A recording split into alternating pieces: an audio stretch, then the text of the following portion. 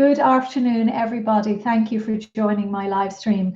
We're going to be going live to Paris now due to the amount of people who are on the ground in the area around the Notre Dame Cathedral. Unfortunately, the Wi-Fi is very, very patchy. So my guest this afternoon is actually just going to join us by phone, but we are hoping tomorrow that we will have a live video feed as well. So my apologies about that, but we're going to get started anyway. I'm delighted to be joined by Irish journalist Gearoid Coleman, who is an expert in French affairs and is living in Paris for a number of years and is at the scene of Notre Dame Cathedral as we speak. Gearoid, can you hear me okay?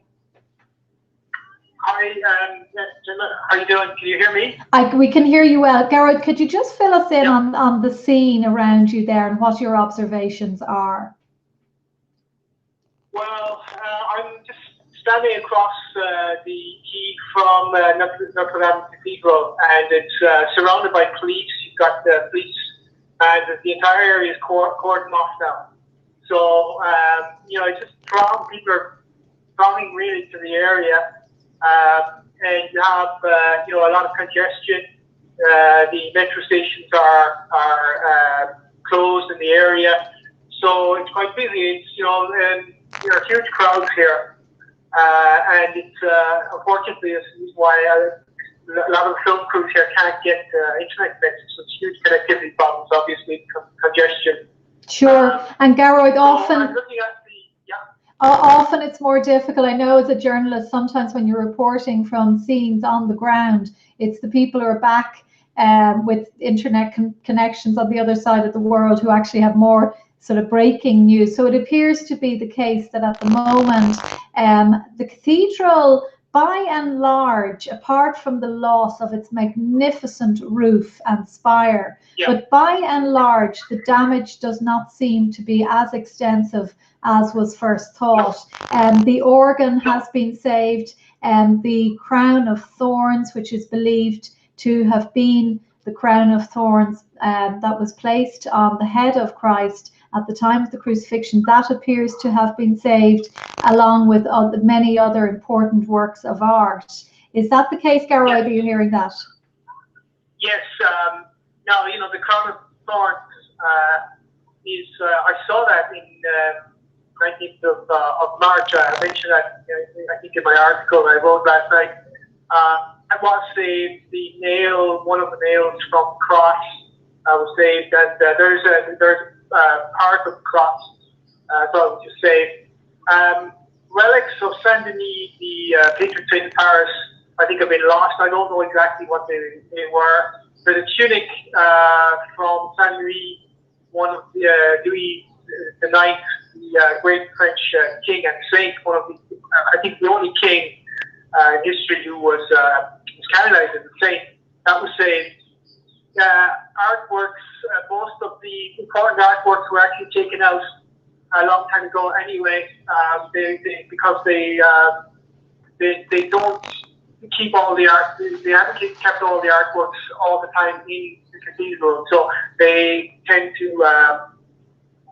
send them out to other museums and around the country in different in different chapels. So the most important, the good news is that yes, the damage is important, but it hasn't been burnt to the ground. It's still there, and not only that, but the most important thing is that the vaults, the internal, the vaults of the ceiling, they held, and the vaults were built to withstand fire. That's so they did their job. They essentially have held. So there doesn't seem to be structural damage. Such structure is still okay, but obviously there's all of the wood work from the roof is gone, and that was referred to as, they used to call it the forest. So there was a forest of wood, massive amount of wood. So that's essentially what was burning, I think, last night. Yeah, this roof, it was built in 1220. I think it had about 1,300 oak trees used in its construction. This is absolutely devastating, but it's probably the saddest aspect of this terrible tragedy, which is being dubbed Paris's 9/11, and thank God nobody was killed. But this cathedral is symbolic of Christian history, France's Christian Catholic history, and it's a repository of European history in so many ways. Isn't that right, Gearoid? Absolutely. I mean, it's a landmark, obviously, and I think it's kind of significant that there was a fire apparently in Jerusalem last night in the Alaska Mosque as well. I haven't been able to confirm that in terms of what exactly happened and how extensive it was, but there were reports of a fire. The cathedral is linked to Jerusalem because of the Knights Templar, the entire kind of history of the French involvement in the Crusades. It is in a sense an embodiment of French history, and as from a Catholic point of view, it's something that is priceless. I mean, the relics that it has, the architecture itself is symbolic of golden age of European Christian culture. The Middle Ages is constantly referred to as the Dark Ages, but when you look at the buildings that we describe as beautiful, they're all from this period. And I mentioned in my article last night that huge renaissance happening in France concerning its pre-revolutionary history. That is to say that the civilization that was to a large extent destroyed by the French Revolution in the 18th century. A huge renaissance of interest and scholarship on that civilization, and very interesting because there's just an awful lot of things that were never told, like, for example, the labor laws of the time, the corporatist structure. Very interesting social model where workers essentially had their own kind of democracy. They worked in these guilds, and those guilds were extremely democratic, quite egalitarian. And the first thing the revolutionaries did when they took power is they banned the guilds and they introduced capitalism. So the church also represents, in a way, a non-capitalist civilization. And that's, of course, one of the reasons why the people I call state clergy, the Freemasons, who dominate the political apparatus in France, they hated the philosophically and everything they're against. That's why I think that symbolically, we don't know. This could have been an accident. There are quite a number of accidents that happen in building sites all the time, particularly in restoration work. But I think kind of symbolically, that's why I said, it's their fault, in the sense that they still didn't prevent it from happening. And of course, there are questions. There are certain people who would like to burn these kind of monuments to the ground. Well, yeah, and Gearoid, I will direct people to your very interesting piece that you published on your website this morning. We'll have this morning, I think it was. Yeah, we'll have a look at that now shortly. I think it's ironic, Gearoid, that some of these hardcore globalist companies like Apple, who are known for evading taxes, are jumping on the bandwagon now, and broadcasting the fact that they're going to donate whatever amount of money to the restoration of Notre Dame. I see Louis Vuitton, which is probably the symbol of one of the many symbols of Western decadence, is offering a large, I don't know, into the millions, I think. And this is just typical of the world we live in at the moment, where these brash globalist giants come in and jump on the bandwagon. I mean, will we have a scenario where the Notre Dame is renamed the Apple Cathedral? It would be much better for the Catholics of Paris and people who don't want to broadcast their charity like these companies to get involved in the restoration works. That church belongs to the people of Paris. the Catholics of France, and there's something quite grotesque and symbolic of the decadence of our times, that these disgusting globalist companies are immediately gloating about how they're going to send their millions. You know, what do they have to do with Catholicism? I don't know. But anyway, that's just my opinion. Getting back, Gearoid, to the fire itself. Now, you know, the mainstream media, they're just, you know, they just swallow everything they're told. But they're saying now that it was probably accidental. So that's what we are to have to accept. Probably accidental. The blaze itself has thankfully been fully extinguished, but I have noticed, Gearoid, that the head of the Monument Historique, forgive my French, the chief architect of the Historic Monuments organization in France, has clearly stated that the restoration work itself had not started. So only the scaffolding was being assembled, and therefore there was no welding and no possible hotspot. This is what he has made very, very clear, so that there was nothing that could generate sparks and flames. Now, I just want, and I mean, this is the chief architect, as I say, the person responsible for the restoration of the spire. And I think it is really disgusting for the mainstream media and, you know, people in positions of power to be putting out this irresponsible information about the idea that it was a workman. We don't know that either. We don't know that. So why are they suggesting that? It's very unfair to all of the people involved in the works there in Notre Dame at the moment, because we don't know the facts. But what we do know, Gearoid, and you have reported on this, is that there are almost 3 churches desecrated in France every single day at the moment. So we are expected to believe that this is another coincidence.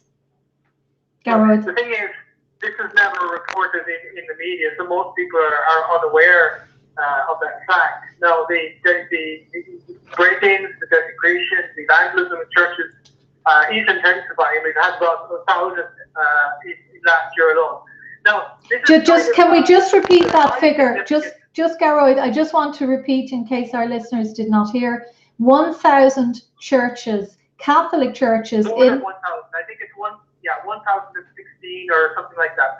Last year, more than 1,000. Yeah. Were vandalized. Were vandalized last year. Yeah. So just take that figure into account. It's pretty grotesque. You know, there was excrement over the walls with the sign, make the sign of the cross. The excrement, you had the house, of course, stolen and vandalized. So, you know, there is a war of the church happening, but of course, as I said in the article, there's a war inside the Catholic Church itself, which is really intensifying. I mean, so, you know, why isn't the Catholic Church, for example, speaking out about this?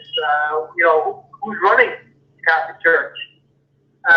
We know, for example, that in Rome, Pope Francis is an extremely controversial character. Is he even Pope legally? You know, we don't know. So we are in a situation where we have 2 popes, perhaps, or no pope, the anti-pope. He certainly is, you know, from the point of view of doctrine, a heretic.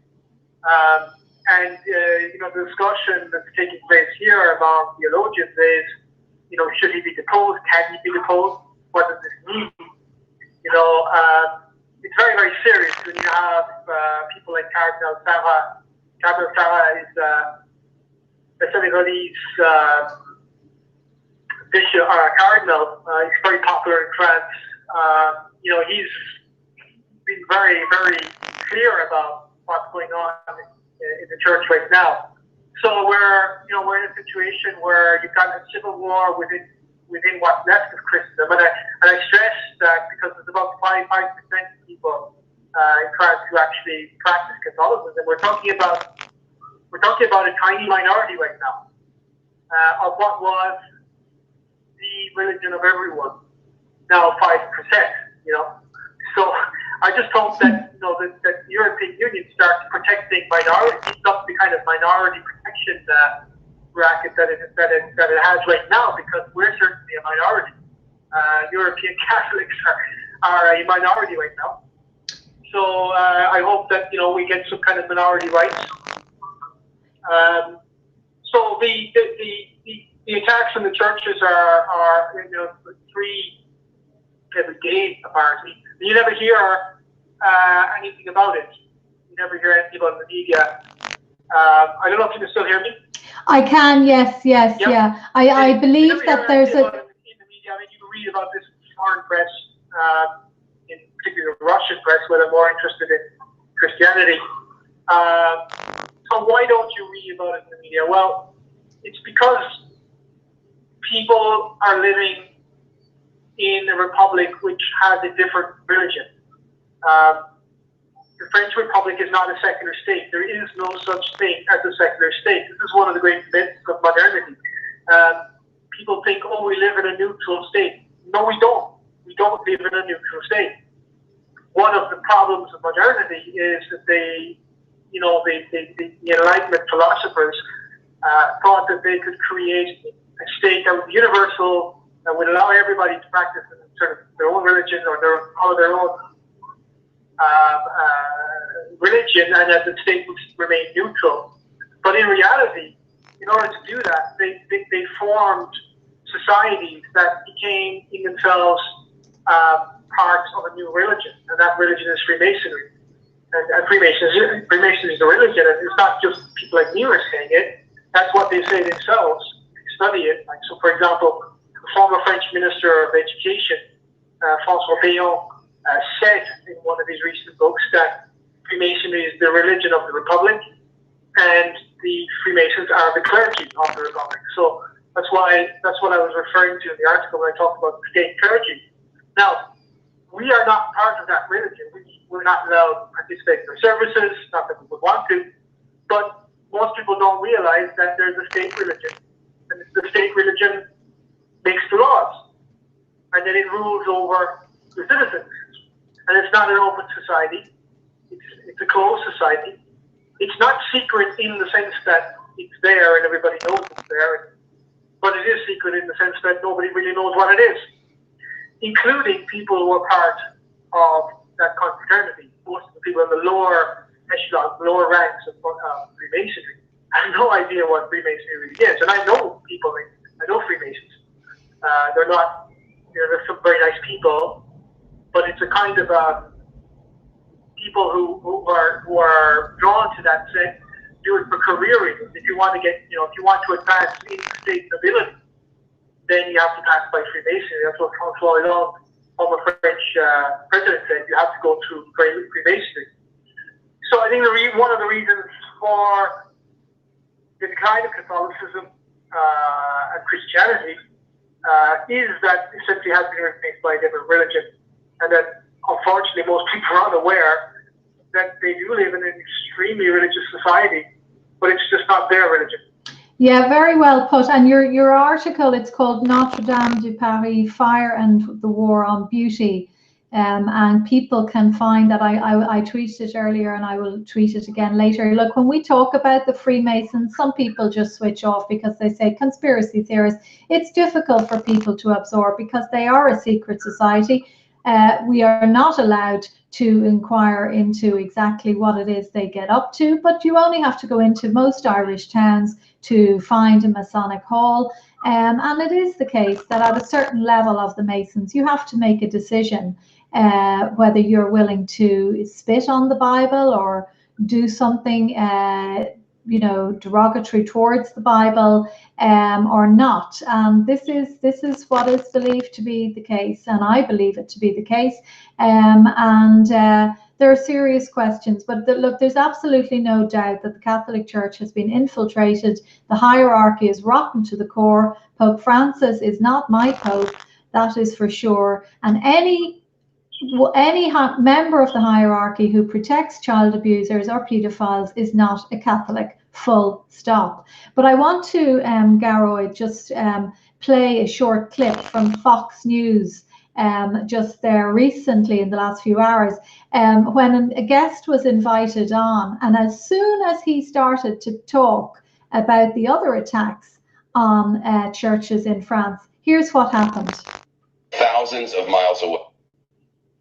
Philippe Carcenti is on the line with us, a French elected official who is in Paris now. Philippe, what have you seen and what do you know? Well, I was close to the scene when it happened, and no, I left the place because we want to let people work around it. Everybody is really under shock now in France.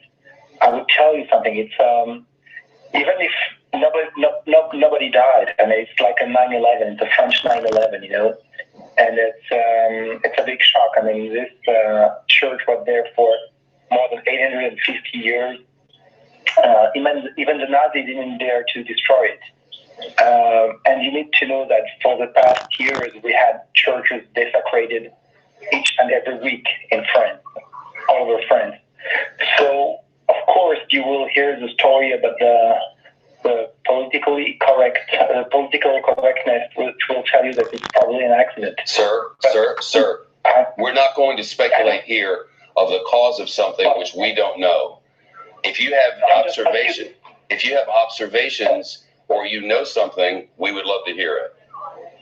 I'm just telling you something, but we need to be ready. No, sir, we're not doing that here. Not now. Okay. Not on my watch. Okay. Philippe Carcenti, it's very good of you to be here. We're watching. That's generally what happens when you give any insights at all into an alternative narrative. The corrupt mainstream media shut you down. Now, I know as a journalist, Gearoid, listening to that interview, what a journalist instinctively should have done was to say, oh, really? Tell us more. Let's explore this. Our listeners will be interested in what you're saying. So you're suggesting maybe it wasn't an accident, but the first thing that happens is that he is shut down. Gearoid, your thoughts on that? Well, as I was saying, the principal threat to the bringing about of a global government, which is what Freemason is about. If you read, the history of the French Revolution, and I mentioned that in our last program, the idea which many of the intellectuals at the time had was of a universal republic. Now, a universal republic is actually, it's the contrary of the idea of the Catholic Church. The Catholic Church is a globalist organization. It's meant to be international. It's international. As a Catholic, you have to be internationalist. All Catholics are internationalists. They have the same liturgy, same church. So, Notre Dame is my church. It's a very important point. Catholics are internationalists. But it's a different type of internationalism, and one which, in puts man in the throne of God, right? That's the idea of human rights. So the long-term aim of the ideology of human rights, which of course, there's two critiques of human rights, as I've said that before. The Christian one, which is, first of all, man has no right to put himself in the place of God. And the other one is the Marxist one, which is that they're always bourgeois rights, okay? They're property rights. That's what human rights are. That's why they bomb countries in the name of human rights. That's why human rights is the catechism of the state clergy. The long-term obstacle to bring about the one world order is Catholicism. And I don't mean Pope Francis' version of Catholicism, but the Catholicism that resisted Vatican II in the 1960s. And that happened here more than any other country. It's quite interesting to observe the difference between France and every other country. The French don't do things in halves. When they're Catholics, they're damn good at it. They know their doctrine. They know their encyclical. They know their theology. We shouldn't forget the fact that France is the home of philosophy.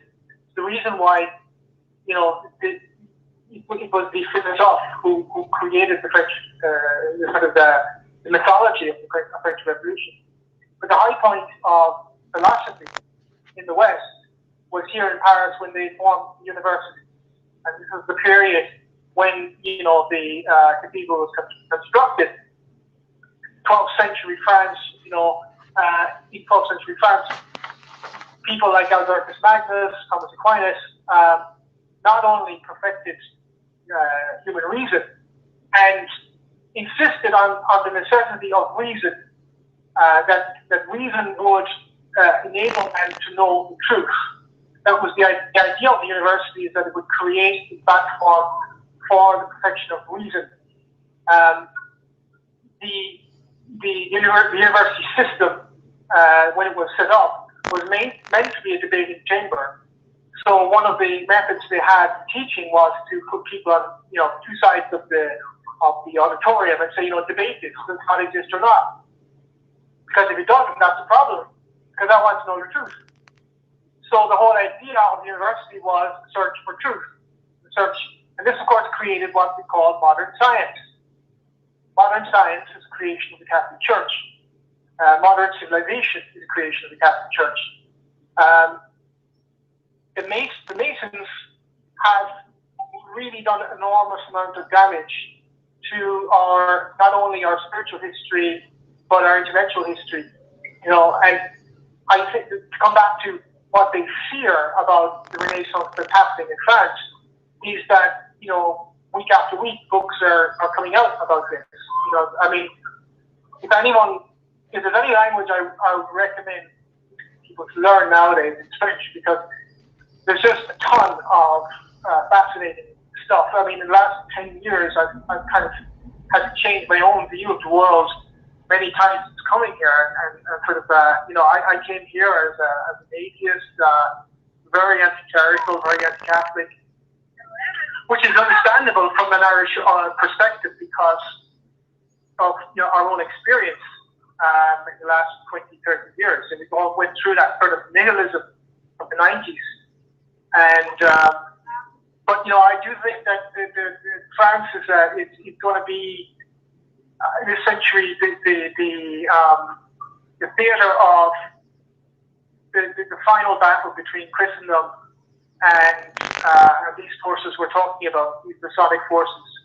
Yeah, and people are very quick to blame Islam, but I believe, look, I am no expert on Islam, but I believe, like the Catholic Church, Islam too has been infiltrated by these nefarious, evil, organizations that do exist, that are very secretive. It's very interesting, Gearoid. Islam has a certain, Islam is part of, from a Christian point of view, Islam is a Christian heresy. That's what the church fathers call it. It's a Christian heresy. That's what I tell my Muslim friends. Your religion is a Christian heresy. And they say, no, you haven't read the Gospel of St. Thomas, whatever. That's fine. We can agree to disagree and all those things. And I have great respect for Muslims. And of course, I collaborate a lot with Islamic countries. To say this is Islam is completely stupid. First of all, if Islam is an element here, it's because it's part of Freemason. So we can have a discussion about that. Islam is not running the world banking system. The Muslims are not the ruling class in France. I'm sorry, they're just not. So the people making decisions on immigration, people making decisions on foreign wars, people making decisions on finance, people who own and run the media are not Muslims. Okay. Now, that's a very important point. Someone like Molyneux, or whatever, he's not going to make that point. A lot of these people are blaming Muslims, but I'm not saying Muslims are without fault. And I think but they are not, mostly in France, they're running the local grocery stores. They're running small businesses, medium to small businesses. They're not running the banks, and they're not running the state. The people running the state are mostly Jews. Now, that you are not allowed to say. No, you're definitely not allowed to say that. And it's because they're running the media and so on, and you get into trouble. Nobody's going to tell me what I can and cannot say, because I'm free to say what I want to say, but that's just a fact. Yes, no, well, it is a fact, and look, there's, there are many good. Of course, there are many good Jews. We're having an intellectual discussion. When I say the Americans, I don't mean all Americans. When I say the French, I don't mean all the French. When I say the Irish, I always criticize my own people. I don't mean all the Irish. Of course not. What we're talking about in Masonry is that Masonry is based on Gnosticism, and Gnosticism is based on ideas which come from the Old Testament.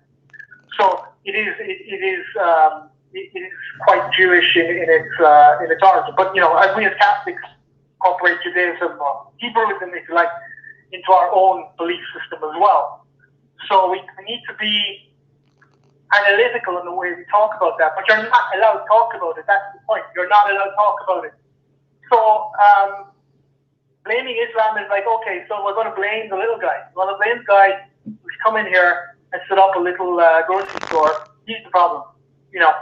I'm sorry, they're not running the show here. People like Jacques Attali, he's not a Muslim.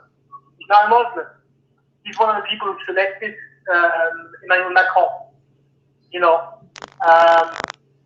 I think listen to what he says, and what he talks about in terms of a one-world government.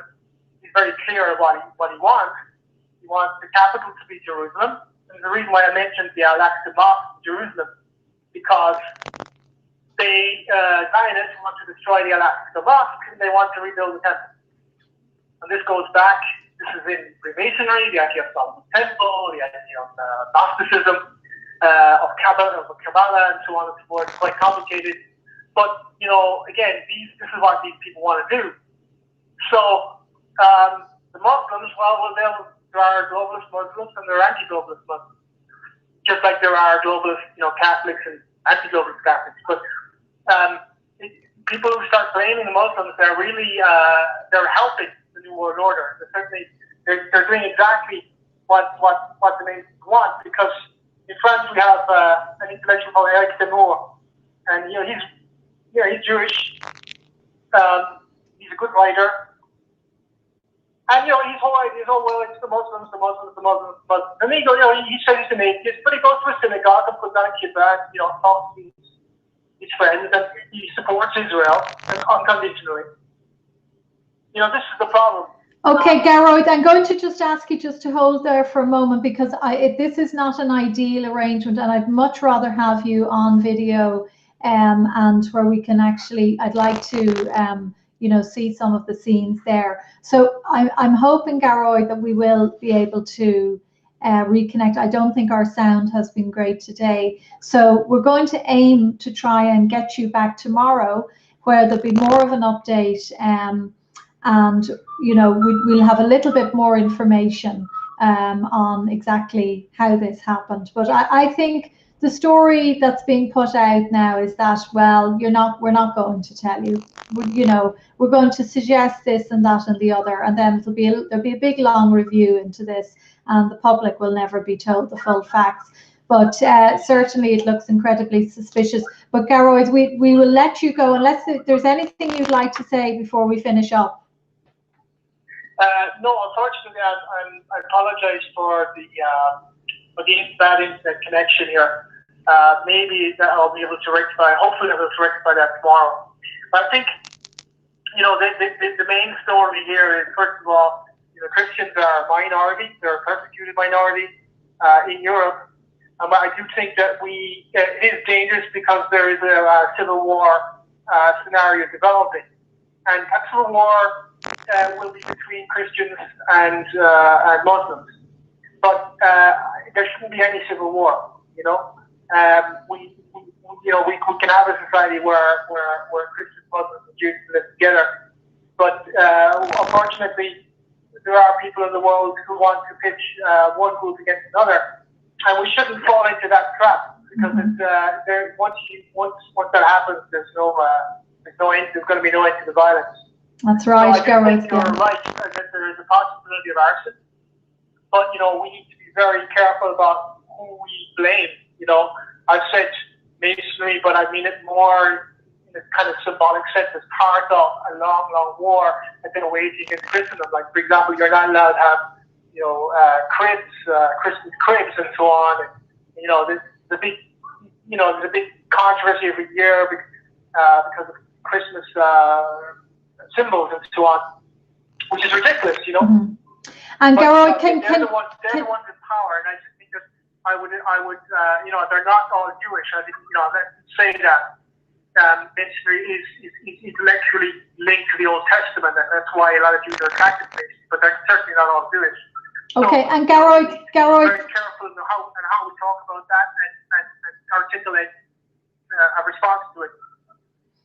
Can you just finally just describe the scene around you there? Obviously, the fire has been put out. It's almost 24 hours since it began at 6:40 p.m. French time, which was 20 to 6 our time yesterday evening, when actually the first reported signs of the fire were at 5:50 p.m., which was 10 to 4 our time, I think.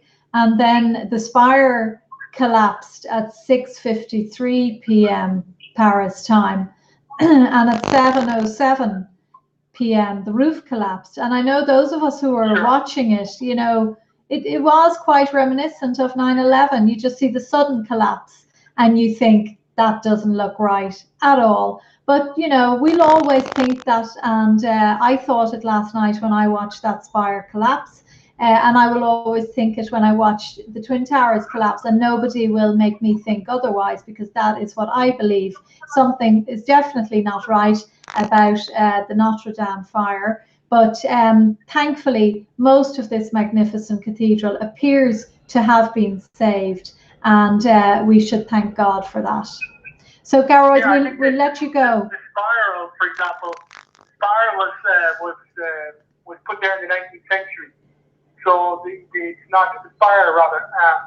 It's not, you know, it was a great piece of art, but it's not the oldest. So, you know, I think yeah, you're right. From here, it's still there, and I think you know, they'll repair the damage. You know, it's not as bad as it could have been.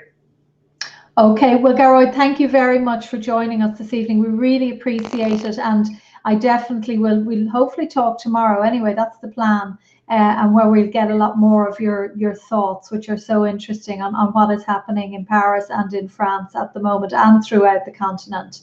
So, Gearoid the coleman, we'll leave you for this evening. Thanks again. Okay, talk to you soon. Take care.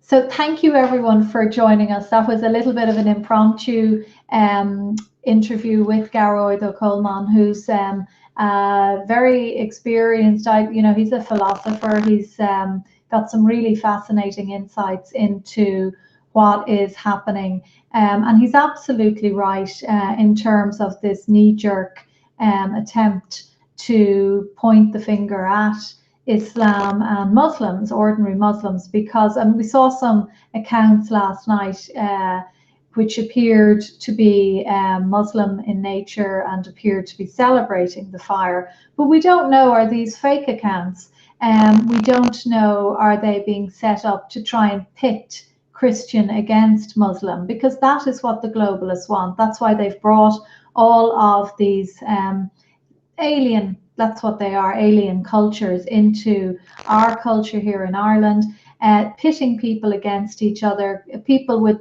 completely different values, and expecting them all to blend in together. They know that's not going to happen. So the plan is to create tension, to create violence, to create disharmony, to break up communities, and then the globalists get their opportunity to come in with their tanks, as they're doing in Paris, and create a scenario whereby they need to take even more control from us. This is what they want. So I'm in no doubt that they are putting out, you know, hints and suggestions maybe that this was an Islamist attack. And if it was, which we cannot rule out, even that, you know, the nature of those people who may have been involved, we need to be very, very careful, as we needed to be when 9/11 happened. And when you start to examine the facts of 9/11, you realize that the world was told a lie about what happened on that tragic day in New York. So I just want to finish off really by saying that I don't believe what you're being told by the mainstream media in relation to this fire in the Jewel of Paris.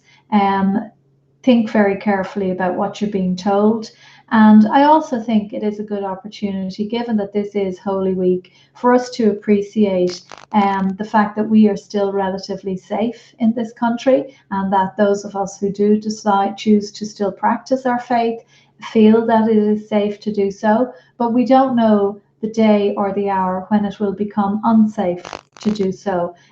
So I think those of us who still call ourselves Catholics in the true meaning of the word, and even those of us who maybe are maybe lapsed for genuine reasons because they feel they've been rejected or abused by the church, maybe this is a good week to just go and visit one of our many beautiful Catholic churches, churches that belong to the people, not to the church. They belong to the people, to the Catholics of Ireland, and spend a bit of time in there, in the peace, in the quiet, and appreciate that they are very sacred places, and appreciate why they were built.